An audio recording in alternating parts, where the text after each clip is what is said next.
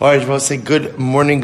Let us begin by thanking all of our sponsors. To thank our Talmud Torah sponsors for the month of Teves, Daf Yomi Shiur, Emiras Hashem, in memory of Mr. Milton Marder, Mordechai Dovid ben Rephael HaKohen Zichrono Livracha, in the merit of Emiras Hashem of our continued Daf Yomi Limud, may his neshama have an aliyah and the family a neshama.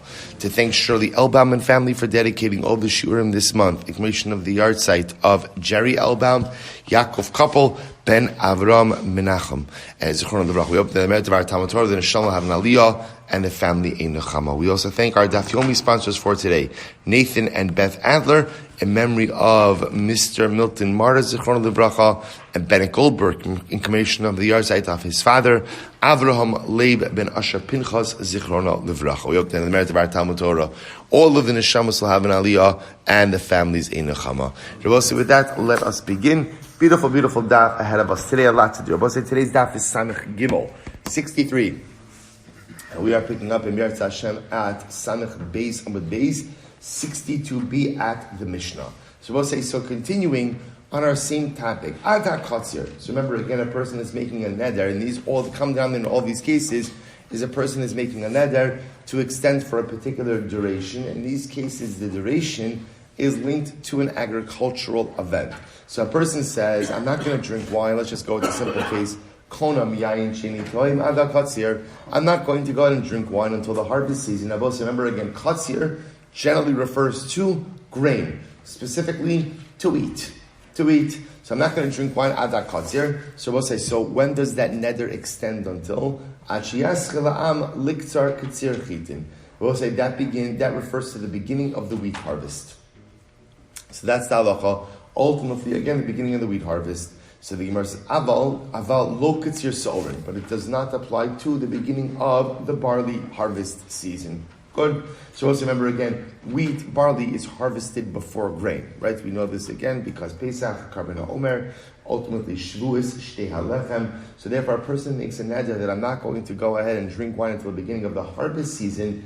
The assumption is harvest season refers to wheat. Hakol afi makom nidro. Now we'll say now the Mishnah adds in another very important rule here, which is everything goes according to the place where the neder is being made. So, for example, im haya bahar. If let's say if you're on a mountain, right? You're in a mountainous region, then ultimately again the neder will be dictated by the agricultural cycle in the mountainous region. Im haya bebika. And if you're in a valley, it's a valley. And let's say what that's saying is, let's say for argument's sake, the beginning of the wheat harvest season is earlier in the mountainous region than in the valley region. So how do you know what timeline to attach to your neder? It's very simple. What timeline do you attach? It's the location where you made the neder. If you look at the Ran, just for a moment, the Ran is across on the right-hand side, right across about 5 lines down. Hakol makom nidro, klor mistama, bechom makom mikri ktsir chitim. Aval makom nidro, hergulu likros liktar saorim, ktsir stam. Hakol makom nidro, bechei namim haya bahar, bahar af bazel and achar makom nidro. So the Ran actually gives 2 interpretations of this phrase. The Ran says either what this means is that, we'll say, the first part of the Mishnah said that in general, when you make a neder not to drink wine until the harvest season means what? Harvest of what? Of wheat. The Ran says, then the Mishnah qualifies this. That's assuming that in the place where you're making the neder, harvest season refers to the harvest of wheat. But for example, if you happen to be in a place where harvest season refers to the harvest of barley, then that's what will govern your neder. Then the Ran says in the second interpretation, it's not just what the harvest season refers to, but it's the harvest season as well, the timing of the harvest season as well, that is determined by the location. So everyone will say, with the Mishnah introducing me really is the 2 things. The number one, definition of the particular agricultural season is determined by the place in which I'm making the neder. So in general, if I say, Konam yain she'eni shosa ada katzir, I'm making a neder not to drink wine until when? The beginning of the wheat harvest season. But if I happen to be making the neder in a place where katsir means harvest of barley, then that's the definition of my neder. Similarly, the timing of the wheat harvest season also depends on where I currently am, where the neder is being made. Okay, the Mishnah goes on. Ada Gishamim, person makes a neder, I'm not going to go ahead and drink wine up until the rainy season, or ad shihu hagishamim, or until it is the rainy season. When does the neder extend? Until ad sheterei v'reviyah shniya. We'll say my neder extends until the second rain. The second rain. We'll see about what that means. Rav Shimon says, ad shiagia zman hasharaviyah. Rav Shimon says, so also Tanakama makes it sound like the neder is in effect up until it actually rains a second time in the rainy season. Rav Shimon says, no. What it means is up until the time of the second rain. Up until the time of the second rain. In other words, we'll say even if it doesn't actually rain, up until the time of the second rain. Ad sheyifsku shamim. If I make a neder that says, I'm not going to drink wine until the rain is completed, till the rainy season is over, or I should say until the rain stops. Ad sheyetze Nisan kul devrei Meir. Meir says the neder is in effect until the end of Nisan. It's the end of Nisan. Rabbi Yehuda says Ad sheyavra Pesach. No, the neder is only in effect ultimately again until the end of Pesach. So I'll say so there. In machlokes as to how to interpret the phrase until the rains stop. Incredible. So we'll say says the Gemara Tanya Hanodra ad hakayitz begalil v'yorad la'amakim. I'm supposed to listen to this case. I make a neder, not konim yain she'eni toim ad hakayitz. Remember again, going back to yesterday's stuff. What does kayitz mean? What does kayitz mean? Fig harvest. Right? So I go ahead and I make a neder not to go ahead and drink wine up until the kayitz. Now both say, I made this neder in the Galil. In the Galil. And then I go ahead and I relocate from the Galil to the valleys. So let's say for argument's sake, the fig harvest is earlier in the valleys than it is in the Galil. Even though again now I'm in the valleys and it's fig harvest time already. I can't drink wine until the fig harvest arrives in the Galil. I will say why? Why? So that's the Mishnah. What does the Mishnah teach me? That when you make a neder, and especially again when you link the neder to an agricultural event, the timing of the agricultural event is based on the location in which the neder was made. So therefore again, even if you relocate during the duration of the neder, it doesn't matter. It doesn't matter. So halacha, I'll give you a good example of this. Like, imagine for a moment you were to go ahead and say, I'm in America, and I make a neder, I'm not going to drink wine. It's maybe a little bit more applicable for us. I'm not going to drink wine until we begin to say the same Talmud Mantra Livracha. Okay, so say in Eretz Yisrael, they begin saying the same Talmud Livracha on Zayin Cheshvan, right? And in America, we'll call it December 4th, December 5th, depending on the year. So now I make the neder in America. But now I find myself in Eretz Yisrael when they begin to say the same Talmud Livracha. What's the halacha? I can't drink wine until December 4th, the time that they begin to say it in America. Why? Because that's the location of my neder. So that's the principle that the Mishnah said and the example that the Gemara is trying to give here. Incredible. Let's go back there. So remember again, the last part of the Mishnah was as follows. If a person said, person said, I make a neder until the rain is finished. Oh, I'm sorry, I should take that back. If a person says, I take a neder not to drink wine up until the rain, or until it will be rain. So I will say, Tanakama said, the neder is in effect until the actual second rain. Rav Shimon says, until the time of the second rain. So here we go. Amar Rabbi Zera, machlokes the Amar ad hagishamim. So Rabbi Zera says the machlokes in the Tanakh Rabbi Shimon is only in a case where he says ad hagishamim. I take a neder not to drink wine up until the rains. Aval Amar ad hageshan. But if I say I won't drink wine up until the rain, singular, ad zman gishamim ka'amar. Everyone agrees that Allah said that neder is only in effect until when? Until the beginning of the rainy season. So I will say, this is really a fascinating idea. Right? You hear this distinction? So Allah said the Mishnah says like this. The Gemara says like this. We have a machlokes in the Mishnah. I make a neder not to drink wine to what we call, let's just keep it easy. Adagishamim, until the rains. How do you interpret that phrase? Tanakama means literally until the second rain. Reb Shimon Gamliel, the time of the rain. Zman Sharaviyah, the time of the rain. Right? Now comes along Rabbi Zera. Rabbi Zera says that's only because you're saying up until the rains, plural. Plural, that's where there's machlokes. But if you say up until the time of the rain, everyone agrees when is your neder in effect up until the beginning of the rainy season. So let's analyze. May say, so the Gemara raises the kasha, Ezu Zman Sharaviyah. I will say, what is the Gemara Mesachas? So now, what is the timing of the rain in Eretz Yisrael? Habechira begimel. So we'll say the first rain, the early rain, comes at the 3rd of Cheshvan. Beinonis b'shiva, the middle rain, right? The second rain comes on the 7th of Cheshvan. Afela be'esrim u'shlosha. Late rains come on the 23rd. 23rd. Divrei Meir. These words are Meir. Yehuda says no. B'shiva, first rain on the 7th. B'shiva asar, second rain on the 17th. Ube'esrim u'shlosha, and then the 23rd. Rabbi Yossi says b'shiva asar. No, first rain on the 17th, second rain on the 23rd, and then third rain, the Chodesh Kislev.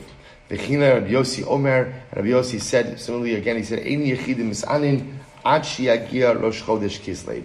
And I will say, individuals do not begin to fast because of a lack of rainfall until Rosh Chodesh Kislev. V'amrin Allah, we say about this. Bishtam Raviyah Rishona. So we'll say, I understand. I'll say, so why do we need? Why do Chazal have to identify the 3 time periods for rain? Why is that necessary? So the Gemara says as follows: Bishlam Raviyah Rishona. I understand why we have to identify the intended first timing for rain. Why? The Shail. Because I will say that's when you begin to say the same tal umatar livracha. That's when you begin to ask for rain. Shlishish lisanos. I understand why I need the third date. Why? What does the third date do? The third day tells you that if rain has not come by this point in time, we've hit a critical juncture, and therefore you have to fast. You have to fast. Elishniya lemai. But I will say, what purpose does the second date, right, the middle date, what does that serve? Ramizera lenoder. So as you know what the second date does? The second date ultimately goes ahead and is important if a person made a neder. What kind of neder? If a person vowed to abstain from something up until the rains, so what does that refer to? That refers to the second rain. We say about this, Kiman Ozla Hadisanya. Rabbi say, whose opinion is reflected in the following statement? Rabbi Shimon Gamliel Omer. Rabbi Shimon Gamliel says, Gishamim sheyardu shiva yamim ze'achar ze'ah atamona bahen revia rishona ushnia. Rabbi Shimon Gamliel says that if it rained for 7 days, right, 7 contiguous days, you could count in that the first and second rains, to which the Gemara says, Kiman Rabbi Yossi. That will reflect the view ultimately of Rabbi Yossi, because Rabbi Yossi has, his dates are in such a way that, for example, rain number 2 is 23, rain number 3 is Rosh Chodesh Kislev, 7 days in between that. So if it's rain for 7 continuous days, that can count as rains 2 and 3, according to Rabbi Yossi. Then I will say, ultimately, again, the problem we have is this seems to pose a contradiction to Rabbi Zera, to which the Gemara says, no, Hahu da'amar adagishamim. That's talking about a case where ultimately, again, he says adagishamim. Now, what does that mean? Take a look at the Ran for just a moment. Take a look at the Ran. So we'll say the Ran is in the widest lines, second line in. Hahu da'amar adagishamim kilomar I amar ad hageshem einach inami to the kuli amma ba'ad shiagia zman sagi. Aval hacha b'mayaskinon do amar ad hagishamim. So I will say the Gemara wants to resolve as follows. The Gemara says that halacha l'maisa, the machlokes case. So remember again, we had these 3 opinions as to what exactly is the schedule for the rains, and it sounds like everyone is agreeing that the purpose of the first rain is to tell you when to begin to say the same Talmud Livracha. Purpose of the third rain is if it has rain to tell you when to fast. What's the purpose of the second rain? Purpose of the second rain is for Nedarim purposes. That if you vow to abstain from something up until the rain, you have until the neder is in effect until the second rain. The Gemara seemed to indicate that the way this is set up as a machlokes 2 or a stir Rabbi Zera, to which the Gemara says, no, it's not a stira. Why? That's talking about a case that he said adagisham. So we'll say, so to pull this all together, what seems to happen is as follows. Based on the way the Gemara is understanding this is like this. The machlokes of the Mishnah as to the duration of a neder is when a person said, Konem yayin she'eni shoseh ad hagishamim. I will not drink wine until the rains. What does the rains mean, Rabbi Say? So that's the machlokes in the Mishnah. One opinion says it means up until the actual second rain, up until the actual second rain. Rav Shimon Gamliel says you don't need the second rain, just what do you need? What do you need? The timing of the second rain. But Rabbi Zero says if you say ad hageshem, up until the rain, so the rain means what? Up until the beginning of the rainy season itself. I will say, how do we pass halacha l'maisa? So if you take a look, you have to go, I'll read it to you. Rambam Hilchos Nedarim, Perek Yud, Halacha Yud Aleph says as follows, right? It's the Rambam. Ha'osra asav davar ad hageshem. This is the Rambam's case. I say, I'm not going to drink wine up until the rain. What does that mean? Hareza asr ad zman hagishamim, shu be'eretz Yisrael rosh chodesh kislev. So it's very interesting. So the way the Rambam understands ad hageshem really means up until through the rainy season, which takes me ultimately up until Rosh Chodesh Kislev. But ultimately again,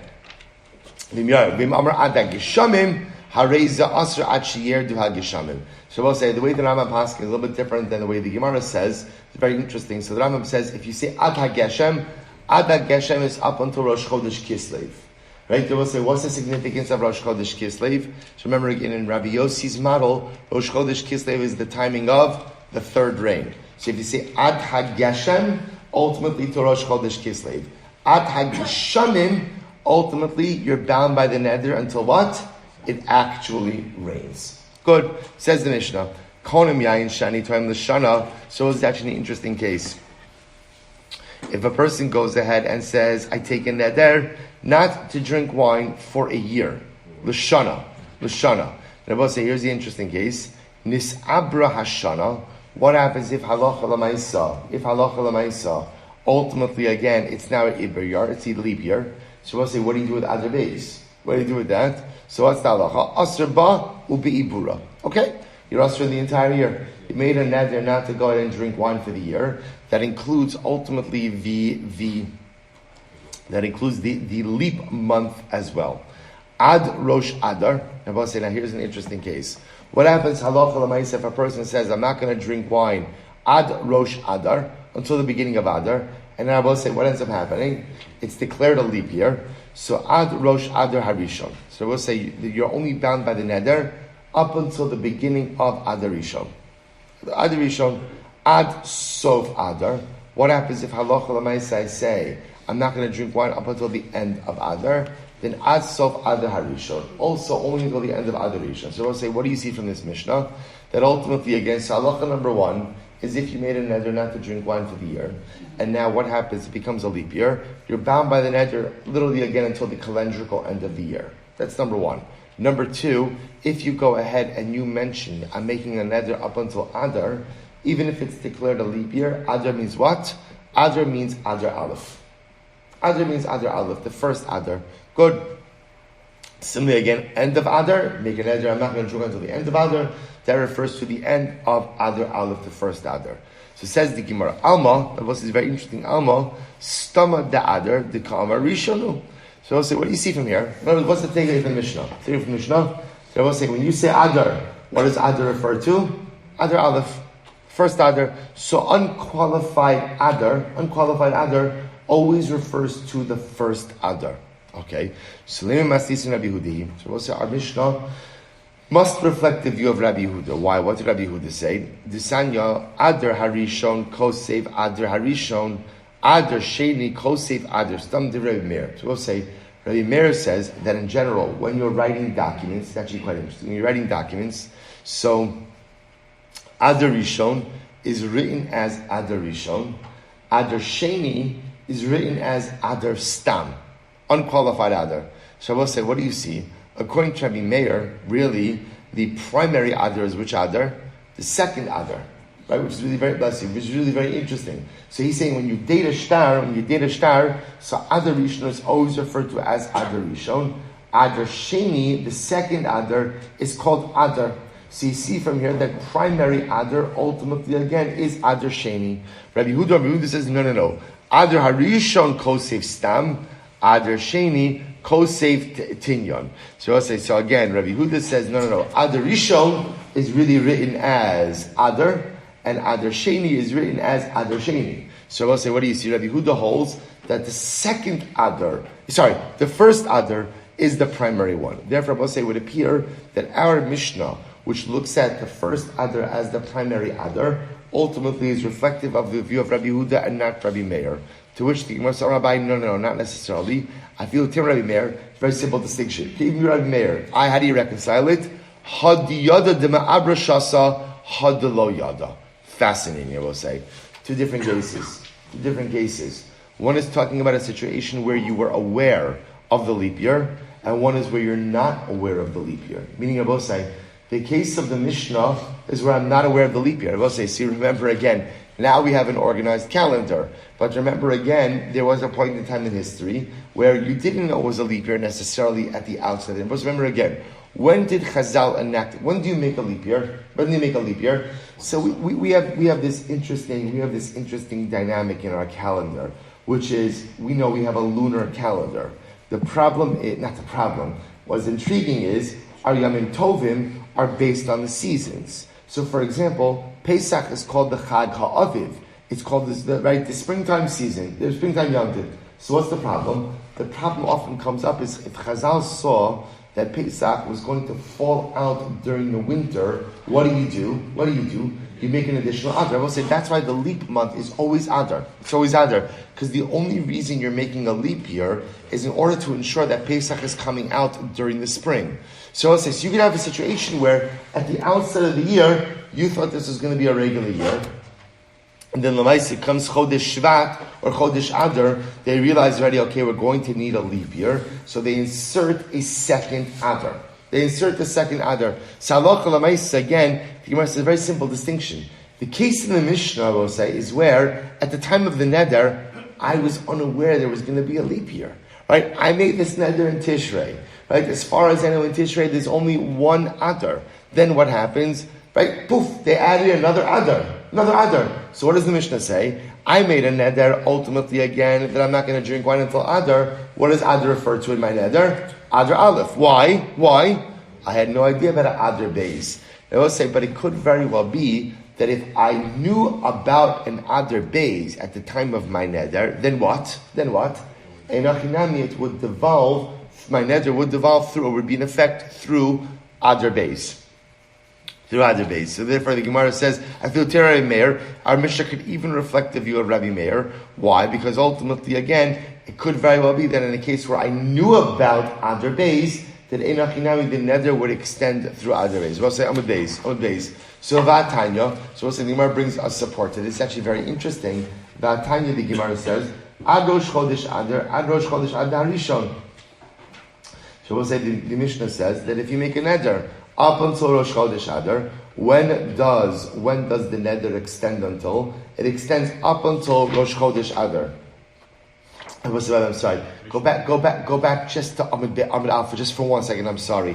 Just take a quick look at the Rush. The Rush is in the right hand margin. I'm sorry. Hadiyad de Ma'abra Kishiyodeshimu Uberes Stam Adar Sheni Mashma. The Rush says what the Gemara is suggesting now is when you know that it's a leap year. When you know that it's a leap year, Adar, Stam Adar, refers to the second Adar. This is very important. When you know it's a leap year, so Stam Adar, right, unqualified Adar, refers to the second Adar. V'akol kisvei shtaros makirin be'ibra shana, hilchach kosin Adar Stam, u'masisi b'shelo yod b'ibura. So we'll say, what the Gemara is suggesting right now is as follows. There's a distinction between knowing about the leap year and not knowing about the leap year. When you know about the leap year, then Stam Adar is Adar Beis. It's Adar Beis. And therefore, for example, if you were to date a shtar during a leap year, you know about the leap year. If you write Stam Adar, that refers to Adar Sheni. If you want to write Adar Rishon, it has to say Adar Rishon. If you don't know about the leap year, then what? then ultimately again, Stam Adar is Adar Aleph. And therefore you'd have to label Adar Sheni as Adar Sheni. So we'll say a fascinating distinction. And again, it's logical. It's logical. You don't know about the leap year, both for Nedarim and for Shtaros. Stam Adar is going to be Adar Rishon, and Adar Sheni will be identified as Adar Sheni. You know about the leap year, Stam Adar is Adar Beis, Adar Sheni is second Adar, and therefore again for Nedarim, if you write for Nedarim, if you make an enter through Adar, it's going to be through Adar Beis, and even for dating of Shtaros, second Adar will just be listed as Adar Stam, just regular Adar. Adar Rishon will be identified as Adar Rishon. So now I'm sorry, back to the Amud Beis Vatani, we learned Adar Chodesh Adar, person makes a neder up until Rosh Chodesh Adar, Ad Rosh Chodesh Adar Harishon. This then, when does the neder devolve until? Until Adar Rishon. In Ma'aseh Shana Mubarak, but if it was a leap year, Ad Rosh Chodesh Adar Hasheni. Ultimately, again, up until then, the neder will go up until Adar Sheni. So the Gemara says, Michlal Doresh Elbaum Mubarak Haskinon. Does that mean that the first part of the Brisa is not talking about a leap year? To which the Gemara says, Shema Mina Hadipshitale Tema Abrashasa Hadilo Yada. So we'll say the Gemara suggests two different cases. One is where you knew about the leap year, and one is where you didn't know about the leap year. So we'll say the Gemara seems to be ending off with the same conclusion, namely that Allah Lamaisa, everything depends on what you know at the time of your neder. So if at the time of your neder you knew it was a leap year, then and let's say again, remember, what's the neder in question? I'm making a neder, I'm not going to drink wine up until Rosh Chodesh Adar. So what's the shayla? When does my neder devolve until? Right? When does it go until? Rosh Chodesh Adar Rishon, Rosh Chodesh Adar Sheni. And what's the answer? It depends. What does it depend on? Did I know about the leap year at the time of my neder? If I didn't, then we assume the neder only goes until Adar Rishon. If I knew about it, then the assumption is it goes until Adar Sheni. And we'll see what comes out then is that when you have knowledge of the leap year, the second Adar is the primary one, and the first Adar is considered to be the secondary one. Interesting. So we'll say, I'll just point out, if you look at the Ran for just a moment, the Ran, Asamach Gimel Beis, the last three short lines in the Ran, the Inyan Halacha, the Ran writes, Kevan de Kaimalandre me Rabbi Yehuda Lach Yehuda. So we'll say, since in general we have a principle that wherever there is a machlokes Rabbi Meir and Rabbi Yehuda, the halacha follows Rabbi Yehuda, right? Therefore, the stama da Adar Rishon mashma. So therefore, I will say now, Rabbi Yehuda's opinion is that halacha lamaisa Adar Rishon is the primary Adar, right? And Adar Sheni is the secondary Adar. That's Rabbi Yehuda's opinion. Therefore, again, the Ran writes, Hilchach Mishomid ba'Adar Sheni v'kosef Adar Stam Hashtar Muktam Upasal, the Stam Adar Rishon Mashma. So the Ran paskins that in a leap year, Rosh Chodesh Adar Rishon will be what we'll call Rosh Chodesh Adar Stam, and therefore Adar Sheni and second Adar is known as Adar Sheni. Now the Ran is specifically mentioning this in terms of the dating of documents. So if you're dating a document, again, for Adar Rishon, you just write Adar. Adar. For Adar Sheni, you'll have to write Adar Sheni. That's how the Ran paskins ultimately like Rabbi Yehuda. So we'll say the Rambam says in the case of Nedarim, this is in Hilchos Nedarim Parak Yod, Halacha Vav, Shani Shosa, Yayin Ad Rosh Adar, Im Haisa Shana Mubarak Shalom Yadar Shim Mubarak Kishana Ein Asher Rosh Chodesh Adar Rishon. So we'll say, listen to this. So the Rambam accepts the distinction of the Gemara. If I make a neder not to drink wine until Rosh Chodesh Adar, so we'll say, if at the time of the neder, I did not know about the leap year. Therefore, my neder only devolves until the beginning of Adar Rishon. However, if at the time of the neder, I knew about the leap year, my neder goes until when? Rosh Chodesh Adar Sheni. So we'll say, so I want to point out something very interesting. So there's really two different halachas that are coming out here.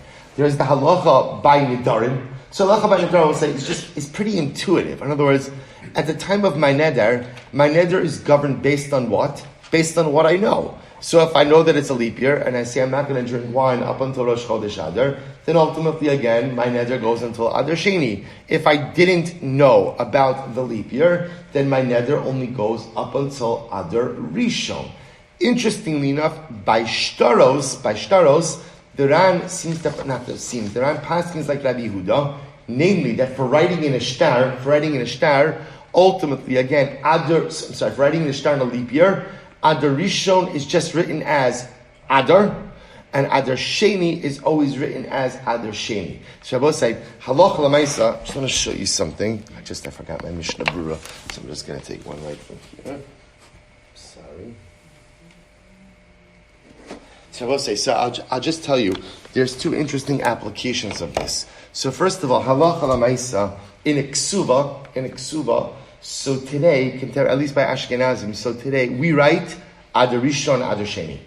That's how we do. So if it's a leap year again, we identify the leap year as Adar Rishon, Adar Sheni. So again, the Ran, it could be that just practice has just changed since the time of the Ran. The truth is, I don't know if you're doing like a heter iska or some other type of shtar. I don't know how we date it, but at least ksuvas, I know that ultimately again we did it as Adar Rishon, Adar Sheni.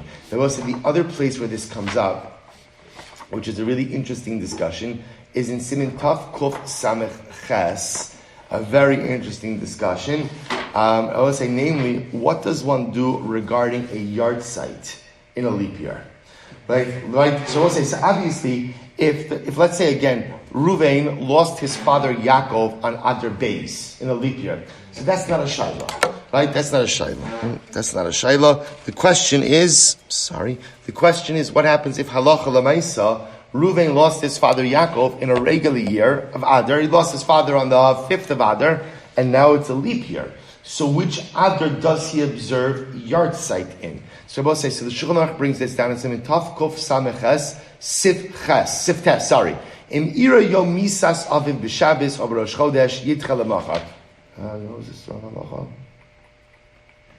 Sorry, Sif Zayin. I'm sorry. Here we go. Kishiira Yom Shemes Avivo Imo Ba'adar V'Ashana Me'uberes. Person lost a parent, and let's say they lost a parent in a leap year. So then obviously we'll say that case is a little bit easier. Tana Ba'adar Beis, fine. V'yesh Omrim, so the Kishiira Yom Shemes Avivo Imo Ba'adar V'Ashana Me'uberes Tis'ane Ba'adar Beis. The Mechaber Paskins that in a leap year, yahrzeit is observed in the second Adar. In the second Adar. Very interesting. The Ramah comes along and says, Haga, v'yesh omrim di'is ana berishon, im lo shemes b'shana sa'ibar shna, da'az nizar lis anas b'sheni, v'chein hamirag lis anas berishon. The Ramah paskins that in a leap year, yahrzeit is observed in the first Adar, not the second. Which I will say is in line with the psak of the Ran. Right? Because the Ran says, even with the dating of shtaros, right, the Ran says ultimately again, Stam Adar is Adar Rishon, and Adar Sheni is considered to be the add-on month for shtaros. So therefore, Allah also makes sense for yahrzeit as well. A yahrzeit will be observed in Adar Aleph and not in Adar Beis. Now then the Ramah says, Miu Yesh Machmir Lis Anos B'Shneim. Now I will say, he's actually quoting over here the minhag to fast on a yahrzeit. That's really what this is. So the Ramah says, really you should fast in Adar Aleph, not in Adar Beis, but there may be an inyan to be machmir and fast in both Adars. So I will say, I'll just point out to you something very interesting, that when it comes to observing a yahrzeit in Adar during a leap year, there are essentially three different opinions. There's the Mechaber who says that Allah Lamaisa observe the yahrzeit in Adar Beis. The Ramah who says observe the yahrzeit in Adar Aleph. And then there are those who observe the yahrzeit in both Adars. So just pointing out, it's one of these areas in halacha. Oh my gosh. Okay. Where pretty much no matter what you do, the microphone's going to fall on the floor. Right? That's right. So pretty much no matter what you do, halacha l'maaseh you're covered. But it seems to at least for Ashkenazim, the primary approach is to observe yahrzeit in Adar Aleph. So therefore, I will say what we have over here, if we kind of frame it all, we have by Nedarim, if you knew about the leap year and you made a neder up until Adar, the neder goes until Adar Beis. You didn't know about the leap year, the neder goes until Adar Aleph. In shtaros, the Ran paskins that, like Rabbi Yehuda, namely that for the dating of shtaros, Adar Rishon is just written Stam Adar, and Adar Sheni is written as Adar Sheni. For Ksuvas, we pointed out to you that Allah Lamaisa, we write Adar Rishon and Adar Sheni. For yahrzeit, the Mechaber says in a leap year, observe the yahrzeit in Adar Beis. The Ramah says observe it in Adler Aleph, and then the Ramah quotes an opinion that says one should fast or observe the yahrzeit on both days. Incredible. Both say Mishnah. Both say this is one long Mishnah now until the end of the parak. Very interesting Mishnah. Rabbi Yehuda says, Rabbi Yehuda Omer, Konim yain sheni toim ad shia Pesach. Was a very interesting case. Person says, I'm not going to drink wine, right? Wine should be ushered to me ad shia hey ha Pesach. Now both say, if you remember again previously, when we saw that lashon of ad shia hey means what? Until the end of something. Literally, I can't drink wine. Pretty much it's interpreted as long as it is still Pesach, which I will say would then put me where? At the end of Pesach. Here's the problem. So the Mishnah says, Lo niskabin ze ela Adler la Pesach, ad shah shederach b'nei adam lishtos yayin. I will say, we circumstantially interpret that neder as saying, no one's making a neder not to drink wine through Pesach. I will say, why not? Why not? There's a mitzvah of arba kosos. So the pashtos of us, what the Gemara is saying, what the Mishnah is saying is, we interpret his neder based on normative circumstances. So I know he used the lashon of ad shiyehei, which based on what we learned before would put you through the end of Pesach. But since people drink wine on Pesach, we interpret his neder as meaning up until the start of Pesach, up until the time when people normally drink wine. Certainly, Amar Konim Basar Sheni Time Ad Shiyat Som. Let's say a person says, meat is going to be ushered to me ad shiyat som. The tzom we are being referred to as Yom Kippur. So again, it sounds like what he's saying is meat should be ushered to me up through the end of the fast. So once again, they will say Eino aser ela ad leilet som. Really, is only usher until the meal before Yom Kippur. Shalom iskabin ze ela ad shasha derech b'nei adam le'achal basar. Because they will say people the suda mafsekes. The Suda, right, the meal before Yom Kippur is a festive meal. And therefore, again, halacha l'maisa, one is supposed to eat meat. So we reframe his neder, or we understand his neder as referring to asering meat up until the Suda mafsakis. So we'll say, what the Mishnah is introducing me now is, even though we've defined certain terms as meaning through the end of a particular event, when we see that that term contradicts the way people normally behave, we reinterpret his neder in conformance with normative human behavior.